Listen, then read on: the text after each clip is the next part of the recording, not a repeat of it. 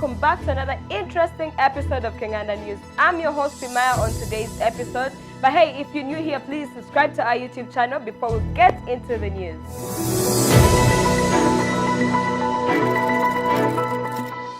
A black family in Florida receives a racist letter from neighbors after their daughter's graduation.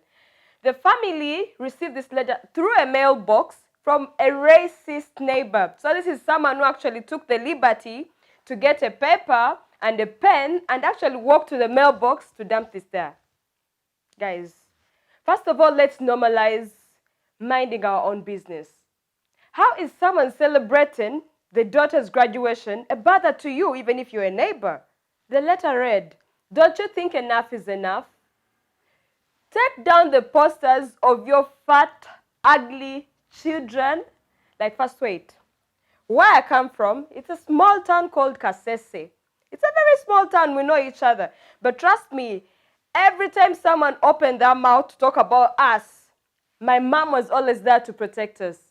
So I don't know how someone can actually write to the other person a letter asking them to take down pics of their own. They're still celebrating. They could celebrate for a year. They could celebrate for, I don't know, for as long as they want. What business of yours is it anyway? This letter could have hurt less if it was directed to, let's say, the parents. I'm not saying if it was, it wouldn't hurt. Like, I'm saying it would have hurt less.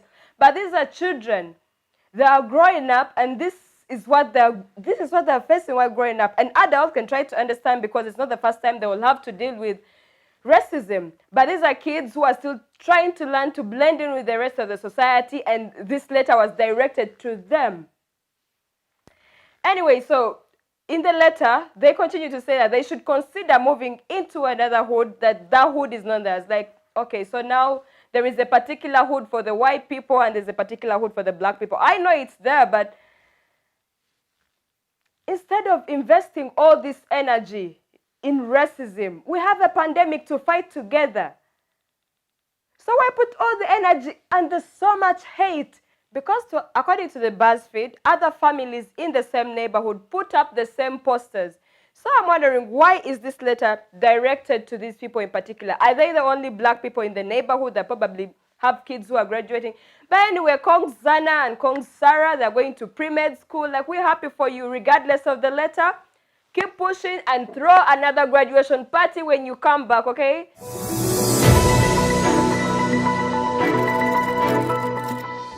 Crossing over to my sister countries, Tanzania bans Kenya Airways as coronavirus part escalates. And this, according to our source, says Tanzania is trying to reciprocate what Kenya did to it earlier. So let me take you back. Early April, Kenya closed all its borders. It banned truck drivers coming from Tanzania into entering Kenya.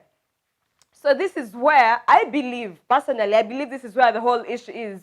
So now that Kenya has actually opened the airports, Tanzania has banned Kenya Airways from flying to Tanzania. So if I may take you back to April, where we all got to learn about the pandemic, I think it was around April when we all got to know or learn about the pandemic. This is when the lockdown happened in most of the countries. This is where all borders were closed in most of the countries. Everything was on standstill, apart from one country in East Africa, Tanzania. Everything was normal. Nothing changed. Business was booming as usual. There is no lockdown up to date. There is still no lockdown there. Everything was normal there. Social distancing rules, I think those guys only read about that in the news, I should say. So this shook Uhuru so much, and it's like, I may allow the other countries to do trade with me, but Tanzania, your truck drivers are not entering the country. And this brought up so much heat. I think you remember around that time, early April, when only Tanzanian truck drivers were not allowed into the country. But I think I kind of agree with Uhuru. I mean, it's only safe. They say better safe than sorry. I think Uhuru was right to stop truck drivers coming from Tanzania into Kenya, because this is one country. Apparently, the reason as to why they do not have any coronavirus case is because they've never tested. They do not practice any, like, the pandemic did not hit the area. So Uhuru's reason for stopping truck drivers from Tanzania makes sense to me, because they say better safe than sorry. So for him, he's actually trying to protect his people. So that's how I understand it. But then again, now that the borders are open and, planes are allowed to fly, that's in Tanzania and in Kenya. I'm going to only use those two because we're still on a lockdown here. Now that the borders are open, Tanzania is like, you know what, Kenya?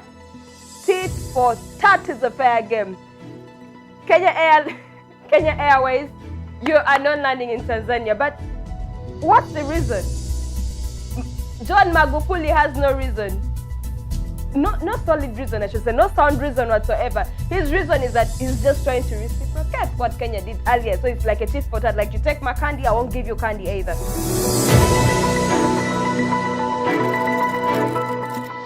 Alright guys, that's been it on today's episode. Let me know what you think in the comment box down below about the first video, about the second video.